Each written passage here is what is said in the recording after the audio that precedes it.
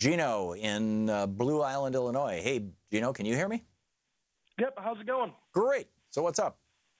Not so much. I'm a student. I'm actually an agricultural education student, and when I heard you bring up the Costa Rica and what sort of damage really agriculture is doing to the environment, I just really thought it'd be cool to call and point out that really the biggest impact on the environment from agriculture is the cattle industry. Yeah. Because especially within the United States, it's honestly one of the most ridiculous. The impact is, even if we just switched from feeding them grain and corn to actually like regular forages and grass, that would even have a huge impact on improving the environment. Well, that's one of the things that they're doing at Finca Nuevo Luna or whatever, I think that's the name, this farm, this New Moon farm in Costa Rica, is they've got a pasture, which is unusual in a rainforest. So, but it was there when they acquired it. It used to be this ginger plantation.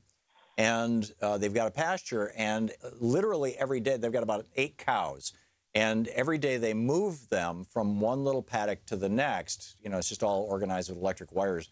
And so that they don't wipe out graze the grass down to its roots or damage it, but that they're demonstrating that, number one, these cows are not producing methane, unlike those in the feedlots that are fed grains. Number two, they're actually recycling, nitrogen and carbon through the soil and causing the roots of the plants to go deeper and deeper, which builds soil.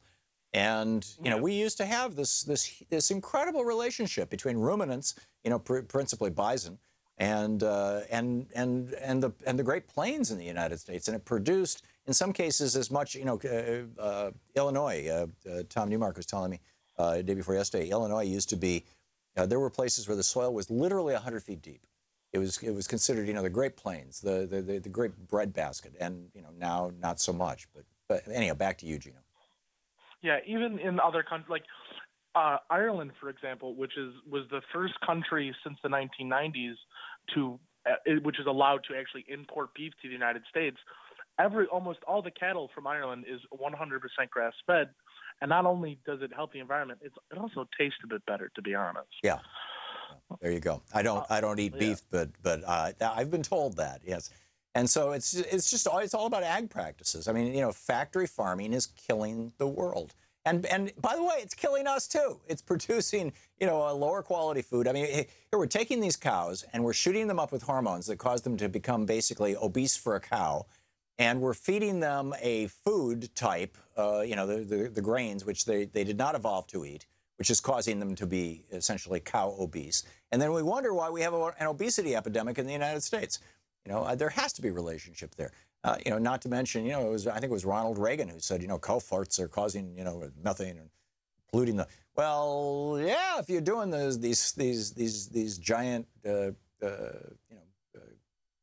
giant industrial ag things, spot on. Gino, I got to move along, but thank you for the call.